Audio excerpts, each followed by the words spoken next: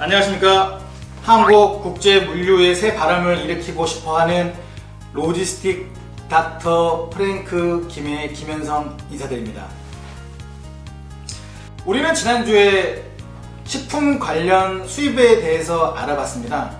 오늘은 전기 안전인증과 전파법, 즉 전환법에 대해서 함께 나눠보도록 하겠습니다. 오늘도 여지없이 먼 곳에서 관세사에서 열일하시는 우리 노현준 부장님 모시고 함께 이야기 나눠보도록 하겠습니다. 네, 안녕하십니까? 네. 우리 지난주에는 식품 관련해가지고 참 많은 정보를 주셨어요. 예. 아주 짧지만 아주 강렬한 정보를 주셔서 너무나 감사드리고요. 네. 오늘은 그 전기 제품을 수입하는 데 있어서 어떻게 하는 것이 가장 합리적이고 가장 네. 정확하며 가장 신속하게 통과할 수 있는지에 대해서 함께 이야기를 나눠보려고 합니다.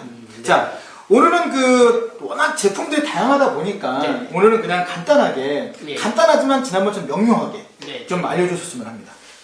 네, 일단 전기를 사용하는 제품을 수입하시려면 네네. 일단 전기용품 안전관리법이 있죠 지금. 전기용품 안전. 그러니까 전기용품 및 생활용품 안전관리법, 줄여서 전환법이라고 보통 부르고 있습니다. 그래서 네네.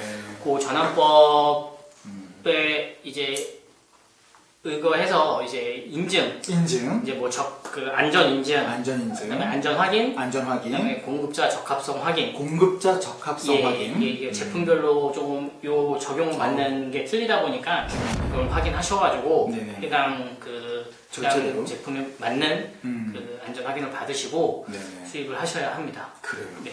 근데 이제 보통 이제 가정에서 사용하는 전기가 있는가 반면에 또 네네. 공장에서 또 자가로 사용하는 전기용품도 있지 않습니까? 그리고 공장에서 쓰는 선반, 밀링, 예. 기타 여러 가지 제품들이 많이 있지 않습니까? 이런 것들은 전기용품 안전 생활 거기에 관련이 되나요?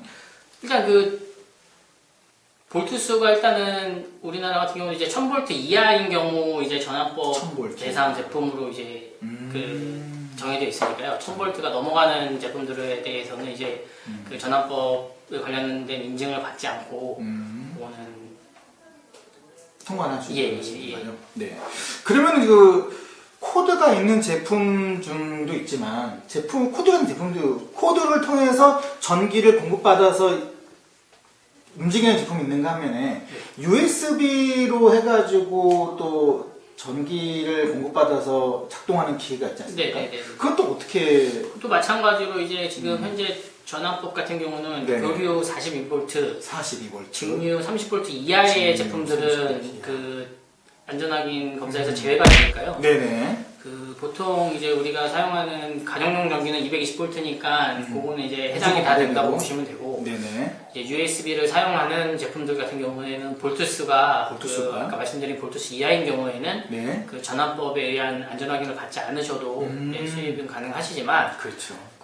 해당 제품에 따라 이제 전파법이 또 따로 있거든요. 전환법과 틀린 전파법을 전파법. 받을 수 있으니까 네네. 수입하시기 전에 꼭 확인하시고 수입하시는 게 좋습니다. 그래요. 또 제품 중에 보면은 1차 전지 있지 않습니까? 2way, 3 건전지가 들어가서 작동하는 기계들. 네네네. 또 한 가지는 2차 전지가 또 들어가서 작동하는 기계들이 있는데 네네. 그것들은 또 수입할 때 어떻게 또 적용이 될까요? 일단 마찬가지로 배터리로 작동되는 제품들은 전원이 이제 배터리로 작동되는 제품들은 네. 전기용품 안전인증을 받지는 않습니다. 아. 네. 그리고 그 1차 전지 같이 우리가 이제 한번 쓰고 버리는 일반 건전지는 로켓 건전지. 예, 수입이 100만 승보다는 100만 예, 승을 그렇죠. 그건 이제 전환법에 의한 인증을 받지 않고 수입을 하시고 있고 이제 보통 이제 우리 보조 배터리처럼 네, 이제 맞아요. 충전을 해서 사용하는 이런 배터리들은 네네. 해당 제품은 이제 전기용품, 생활용품 안전관리법에 이제 해당이 될 수 있으니까 네네. 그거는 이제 인증 확인을 꼭 하시고 수입을 네. 하시면 되겠습니다. 그래요. 제가 이제 한 가지 말씀드리고 싶은 게 뭐냐면 저희가 이제 항공 운송이라든가 이제 해상 운송을 하고 있는데 네. 가장 중요한 거는 2A나 3A 건전지 같은 경우에는 선적할 때 그렇게 문제는 없어요. 네. 근데 이제 2차 전지, 리튬 이온 전지 같은 거 수입을 할 때는 네. 반드시 MSDS를 첨부를 네. 하셔야 되는데 업체분들이 그런 것들에 대한 정보가 없이 무조건 다 실온줄로만 알고 그래가지고 지난번에도 그 배에 불나가지고 또 비행기에 불나는 적들이 많이 폭발해가지고 비행기 사고 난 적이 많이 있었거든요. 그래서 업체분들께서는 리튬 이온 배터리가 있는 제품들은 반드시 사전에 MSDS를 반드시 제출을 하셔야 선정 여부가 결정된다는 거 꼭 잊지 않았으면 좋겠습니다. 자, 그리고 요즘에 보니까는 그 무슨 협업검사라는 것들이 있던데요. 그 협업검사가 뭔지, 또 왜 협업검사가 왜 걸리는지, 그리고 또 덴더 가서 옛날에는 보니까는 협업검사는 보통 막 며칠씩 이게 통관이 안 되고 그런 경우도 있더라고요. 지금도 그런가요?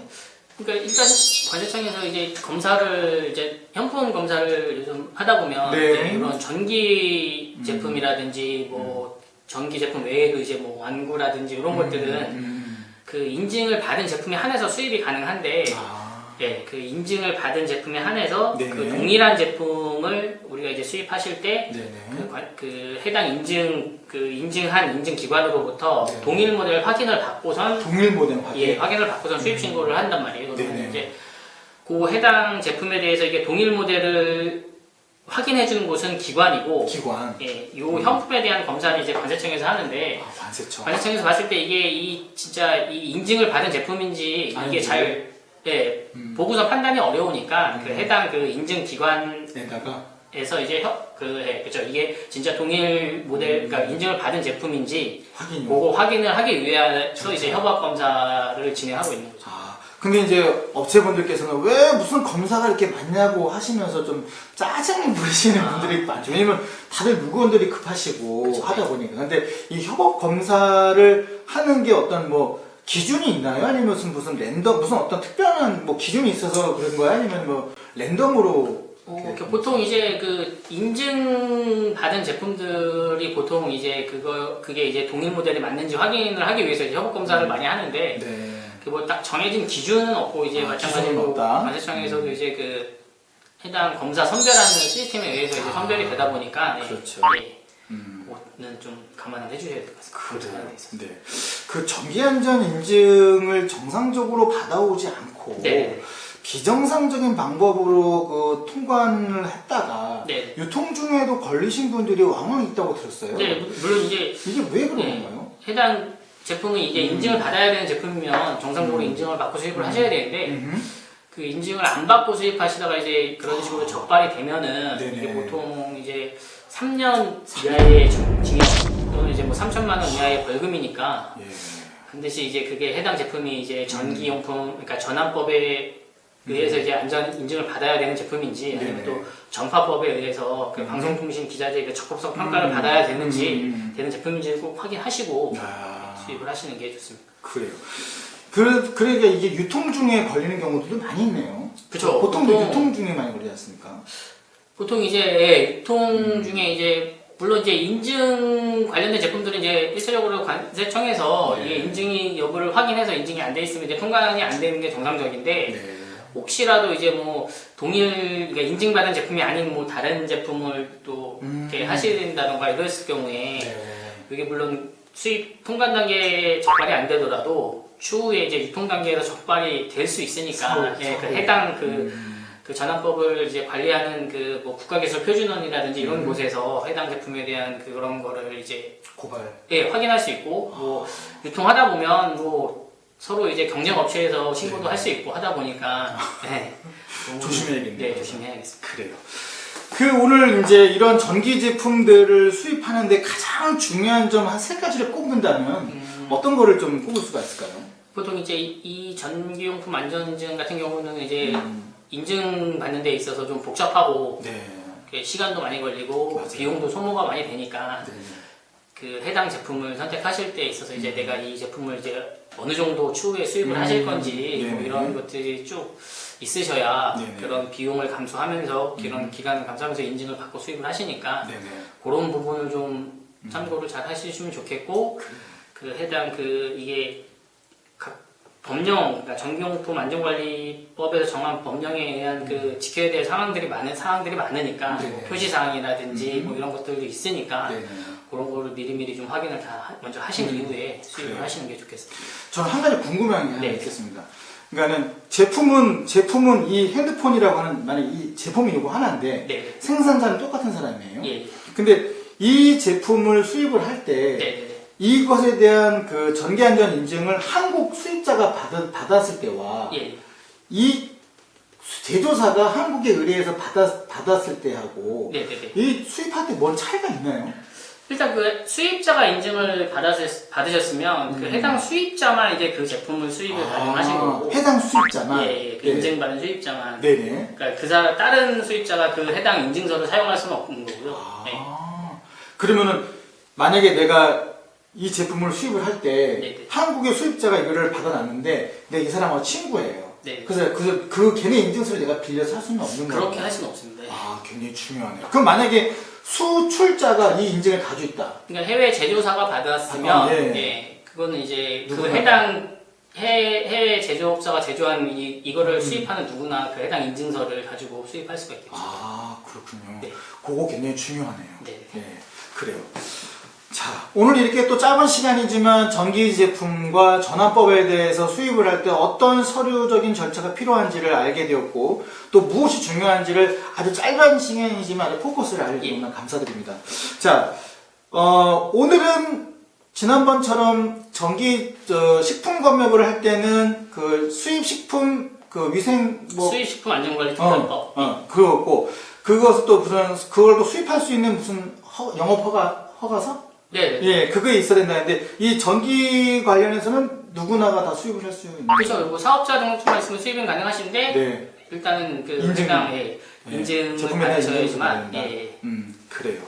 자, 오늘은 이제 이렇게 짧은 시간이지만 귀한 또 전기 안전, 그다음에 전파 인증에 관련된 수입 절차에 대해서 간단하게 알아봤습니다. 오늘 되게 그래도 짧지만 또 굵직굵직한 포인트를 짚고 넘어가 주셨죠? 자, 오늘 이런 것들을 보시고 들으시고 궁금한 사항은 댓글로 남겨주시면 저희가 또 열심히 또 파헤쳐서 여러분들한테 귀한 정보를 드릴 수 있도록 하겠습니다. 오늘 또 이렇게 여러 좋은 정보와 유익한 정보가 여러분에게 득이 되셨다면 좋아요와 구독 그리고 알림 설정까지 부탁드리겠습니다. 오늘 이렇게 또 먼 곳에 오셔서 이렇게 귀한 정보를 주셔서 감사드리고 다음 주에는 이제 위생법에 관련된 아이들 그 기저귀라든가 또 여성용 패드 또 기타 제품들을 수입할 때 어떤 절차들이 필요한지를 한번 간단하게 또 알겠습니다. 한번 또 설명 한번 해주십시오. 네. 자, 오늘 이렇게 귀한 시간 내주셔서 감사드리고 다음 주에 만날 때까지 건강하시고 코로나 꼭 승리하십시오. 감사합니다.